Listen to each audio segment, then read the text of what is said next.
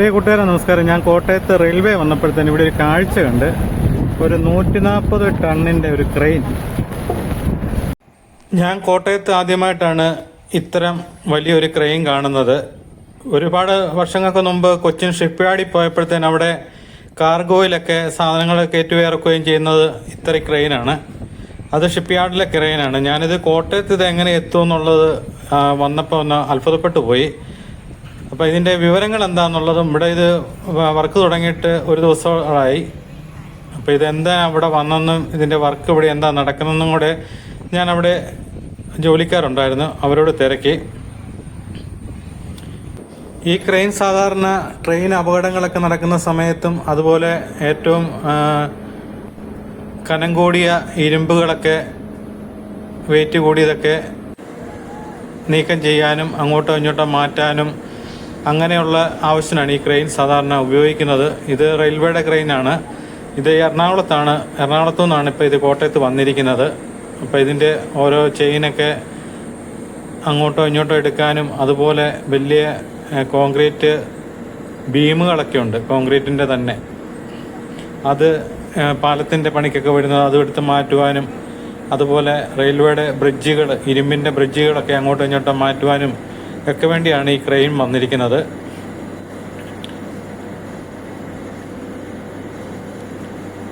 അപ്പോൾ ഇതിൻ്റെ വർക്ക് കുറച്ച് സമയം ഞാൻ ശ്രദ്ധിച്ചു നിന്നു.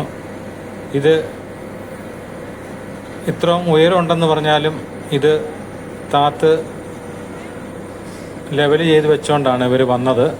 ഇതിൻ്റെ വർക്ക് നടക്കണമെന്നുണ്ടെങ്കിൽ ഏറ്റവും വലിയൊരു കടമ്പയെന്ന് പറയുന്നത് ഇങ്ങോട്ടുള്ള ലൈൻ മുഴുവൻ അഴിക്കണം.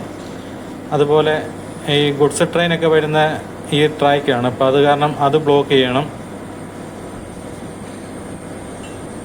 അത്രയ്ക്കും ഉയരമുള്ള 140 ടണ്ണ് ബ്രേക്ക് ഡൗൺ ക്രെയിൻ എന്നാണ് ഇതിൽ എഴുതിയിരിക്കുന്നത്. ഈ വാഹനത്തിന് 100 കിലോമീറ്റർ വേഗപരിധിയുണ്ട്. ഈ പാളത്തിൽ കൂടെ തന്നെ 100 കിലോമീറ്റർ വേഗത്തിൽ ഇതിന് സഞ്ചരിക്കാം. ഈ പെട്ടെന്ന് ട്രെയിൻ അപകടങ്ങളൊക്കെ ഉണ്ടാകുന്ന സമയവും പാളം തെറ്റുന്ന സമയത്തുമൊക്കെ ഈ ക്രെയിനാണ് എത്തുന്നത്.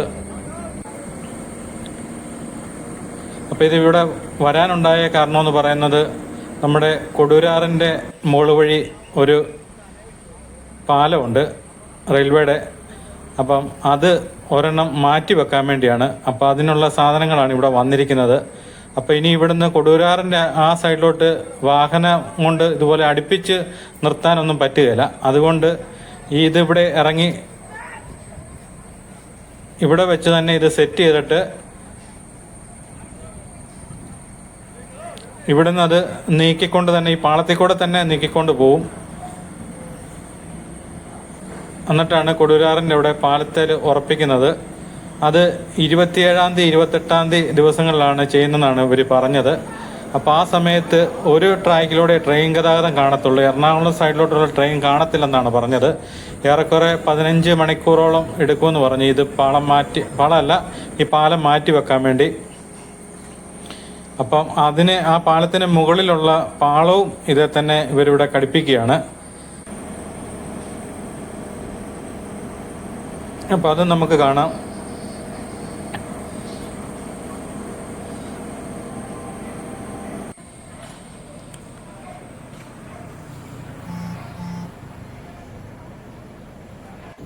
ഇത്രയും വലിപ്പമുള്ള ട്രെയിൻ സാധാരണ കരമാർഗം ഒന്നും നമ്മുടെ ഇവിടെ അടുത്തെങ്ങും ഇല്ല. അടുത്തെന്നല്ല പറഞ്ഞാൽ എങ്ങും ഇല്ല.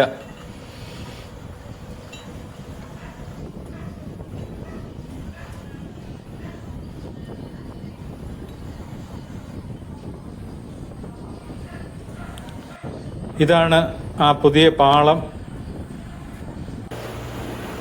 ഇവരിവിടെ വെച്ച് തന്നെ സെറ്റ് ചെയ്തിട്ട്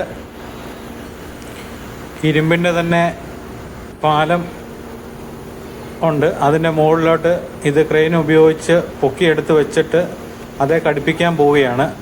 ഇതിനിപ്പം ചെറിയ ക്രെയിനാണ് ഇവിടെ ഇത് പൊക്കി മാറ്റാൻ വേണ്ടി എടുത്തിരിക്കുന്നത്.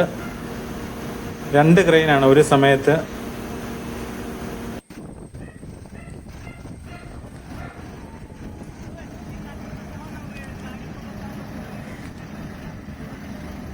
ഇത് മുന്നോട്ട് നീക്കിയിട്ട് ആ ഇടത് സൈഡിൽ കാണുന്നതാണ് പാലത്തിൻ്റെ മുകൾ വശത്ത് പിടിപ്പിക്കുന്നത്.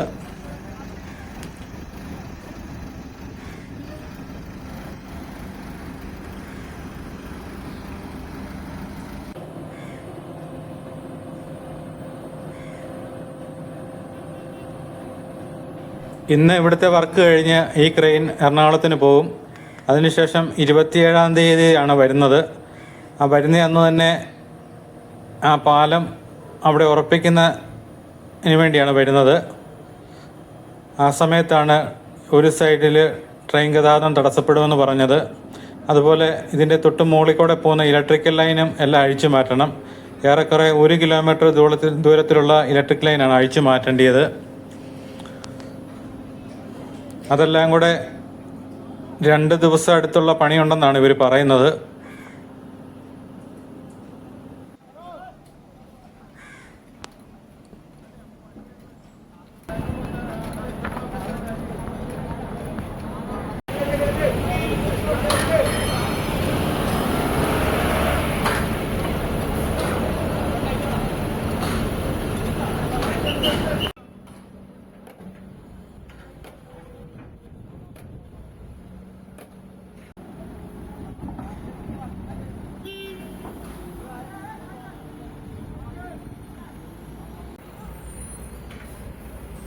വലിയ ക്രെയിൻ്റെ വർക്ക് കഴിഞ്ഞു.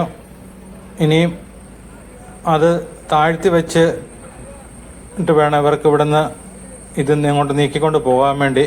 അതിനുശേഷമാണ് മുകളിൽ ലൈൻ കണക്ട് ചെയ്യണം.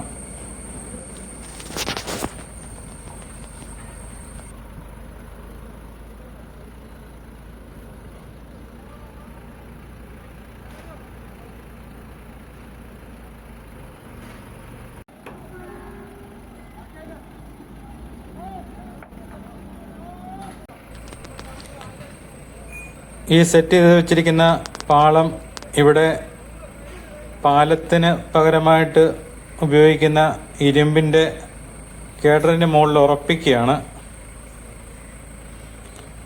അതിനുവേണ്ടി ക്രെയിൻ ഉപയോഗിച്ച് എടുത്തു വെക്കുകയാണ്.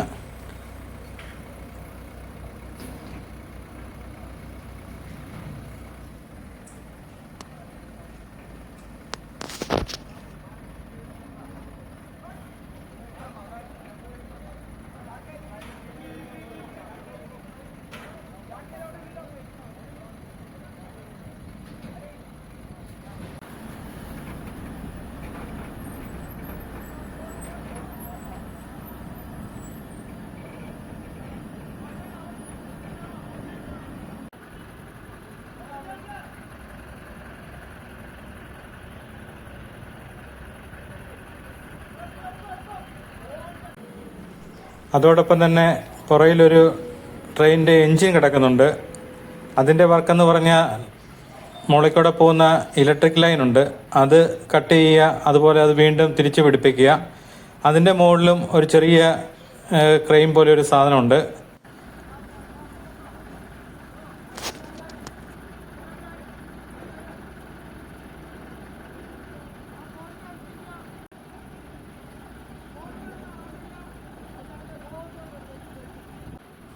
ഈ 140 ടൺ ഉയർത്തുന്ന ഈ ക്രെയിൻ്റെ പേര് അവർ എഴുതിയിരിക്കുന്നത് ശക്തൻ എന്നാണ്. അതിശക്തൻ തന്നെയാണ്.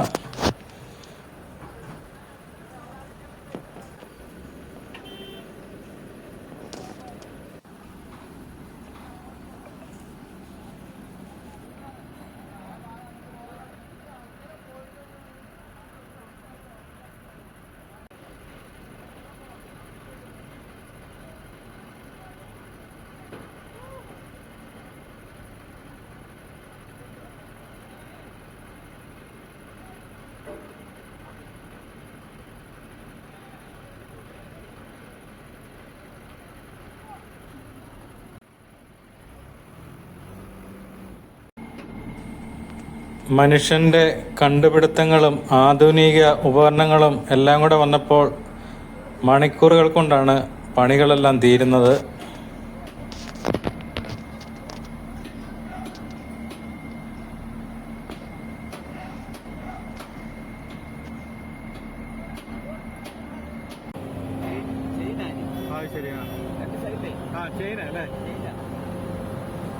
ഇവിടുത്തെ ഇന്നത്തെ വർക്ക് കഴിഞ്ഞ് ക്രെയിൻ എറണാകുളത്തിന് പോവുകയാണ്. അപ്പോൾ ഇവിടെ ഈ പാലത്തിന് ഉപയോഗിക്കുന്ന ഇതിൻ്റെ അടിയിൽ ഒരു ജാക്കി വെച്ച് പൊക്കി ഇതിൻ്റെ അടിയിൽ വീല് ഘടിപ്പിക്കണം.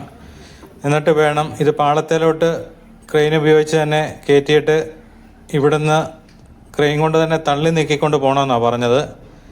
അതുകൊണ്ടാണ് ഒരു സൈഡിലെ ട്രെയിൻ ഗതാഗതം തടസ്സപ്പെടുകയും അതുപോലെ പാലം കട്ട് ചെയ്യണം. അവിടുത്തെ നിലവിലുള്ള പാലം കട്ട് ചെയ്തിട്ടാണ് ഈ പുതിയ പാലം അവിടെ ഘടിപ്പിക്കുന്നത്. അതുപോലെ ഇലക്ട്രിക് ലൈനും അതുപോലെ കട്ട് ചെയ്യേണ്ടതുണ്ട്. അതുകൊണ്ടാണ് ഏറെക്കുറെ 2 ദിവസം ട്രെയിൻ ഗതാഗതം തടസ്സപ്പെടുമെന്നാണ് അറിയിച്ചിരിക്കുന്നത്.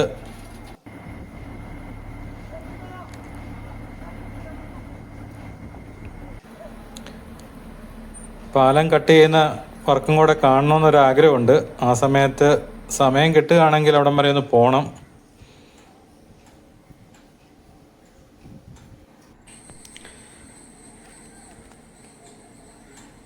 പാലത്തിന് ഉപയോഗിക്കുന്ന കേഡറിന് മുകളിൽ പാളം സെറ്റ് ചെയ്ത് റെഡിയായിക്കൊണ്ടിരിക്കുകയാണ്.